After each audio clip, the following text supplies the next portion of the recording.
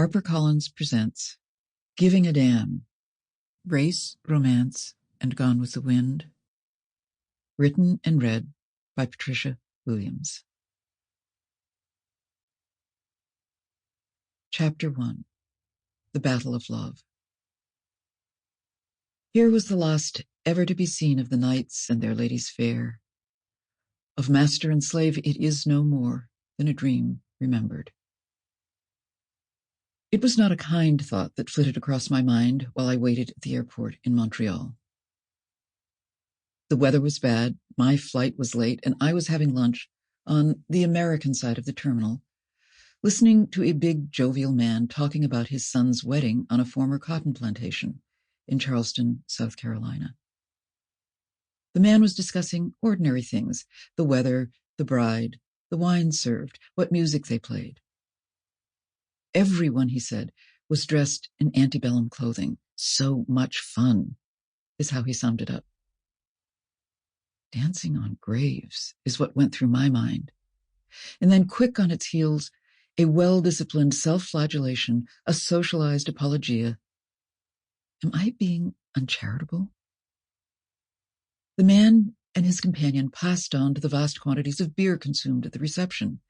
How rowdy, but happy rowdy, the groom's fraternity brothers grew as the night progressed, and how certain he was that nobody slept that night. Heh, heh, heh.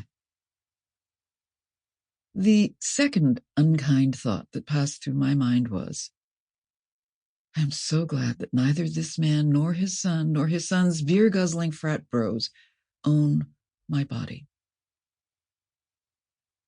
I suppose a bit of explanation is in order here.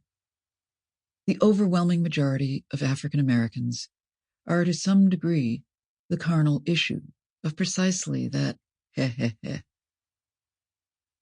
I, for example, am only the third generation of my family whose body is not legally owned by others.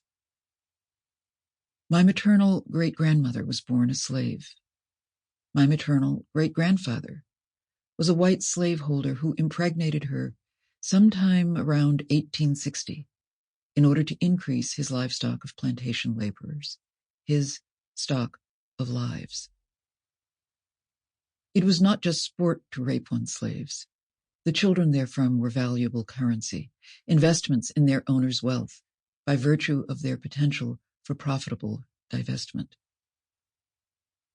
The poet Caroline Randall Williams is the great-great-granddaughter of Edmund Pettus, the storied Confederate general, the Grand Dragon of the Ku Klux Klan, the man for whom Selma's Bloody Sunday Bridge is named, as she put it in an op-ed succinctly entitled, "You want a Confederate monument?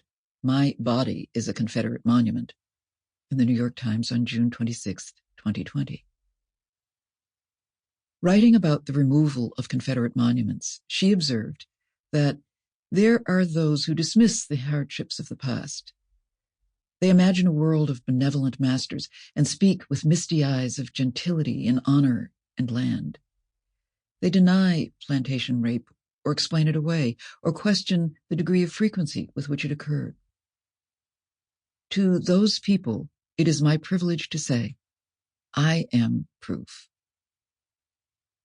America's history is one in which Black and white families are traumatically interconnected.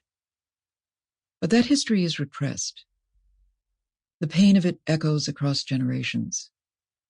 Nearly all Black Americans are the thoroughly mixed progeny of white slaveholders, the violence of whose paternity is variously misperceived as a biological stain, an unfortunate mutation, a legal nonfiction, a dark political taboo.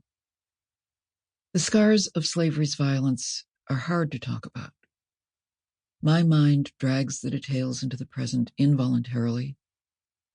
For, like any taboo, these feelings are deep in my autonomic system, as persistent reiteration, as terrible hallucination.